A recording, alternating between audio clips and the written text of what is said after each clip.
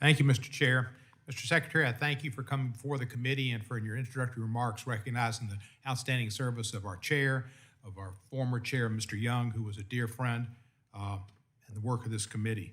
Last time I think we spoke, you called me about supporting the bill from the Senate, and told you I couldn't do it because I was supportive of my chairman and the hard work of this committee. Forget about all that. I voted for the bill. We had a hearing last week on highlighting the impact of outdated road design in the highway safety crisis. We learned the speed is a factor, both in increasing the risk of crashes and the severity. Certain high crash risks locations are responsible for a disproportionate number of fatalities and serious injuries. Memphis, unfortunately, was recently rated the third worst city for pedestrian injuries and accidents. Senator Markey and I got the Complete Streets Act passed, and as part of got it into the Jobs Act, and so a certain percentage of money has to go toward those projects. How will Complete Streets planning initiatives included in the Jobs Act change the way we design our roadways and prioritize safety and access for all users over speed? Well, as you correctly point out, speed is a factor in so many of the roadway fatalities that we experience in the U.S.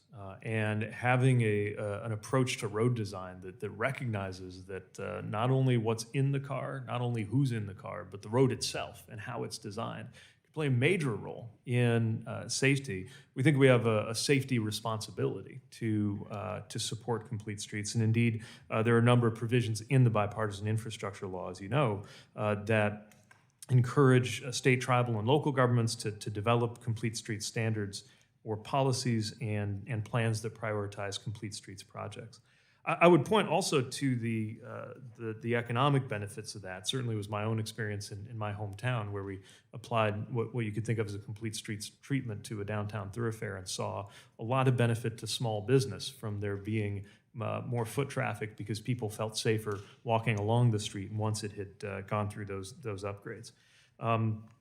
We have delivered the report to Congress that was called for, called Moving to a Complete Streets Design Model, which offers the Federal Highway Administration's guidance and identifies some of the resources that can be helpful here. We don't aim to prescribe all of the details about what makes for a good complete street. We know that local jurisdictions will come up with their own ideas, but we wanted to provide a framework and provide support.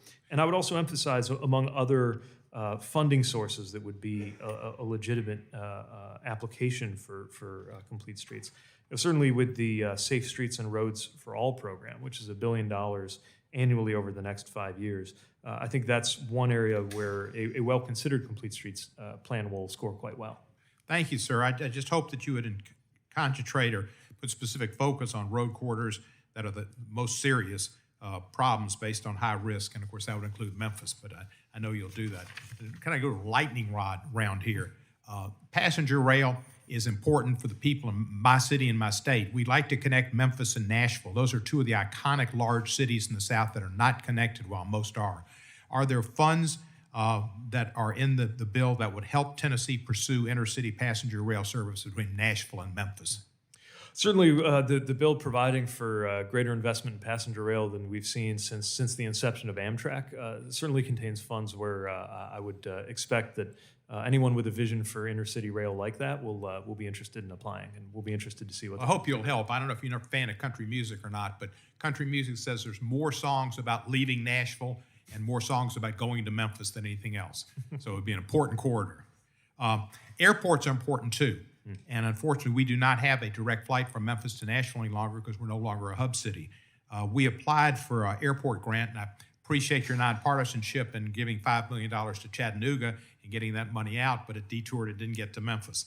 Can you give me some kind of an idea about what Memphis might be able to do to receive a second round funding? Our airport is older. It's in a seismic zone with this Madrid fault and possible earthquake. And we have a very poor population and a low income. Memphis is an ideal city to get help. Can you give me some idea about how Memphis might receive that? Yes, there are several funds that have become available through the infrastructure law in addition to the ongoing availability of the Airport Improvement Program. And so would certainly welcome applications from those applicants who didn't make it in the last round of the airport terminal program. We've got several more rounds to go, and it was certainly oversubscribed. We'd love to fund as many of those projects as we can, as well as that's where most of the passenger-facing investments would be out of the airport terminal program. But for other improvements from tarmac to apron to runway to tower, there are a lot of additional resources now available thanks to the infrastructure law that could also be areas where they might want to apply.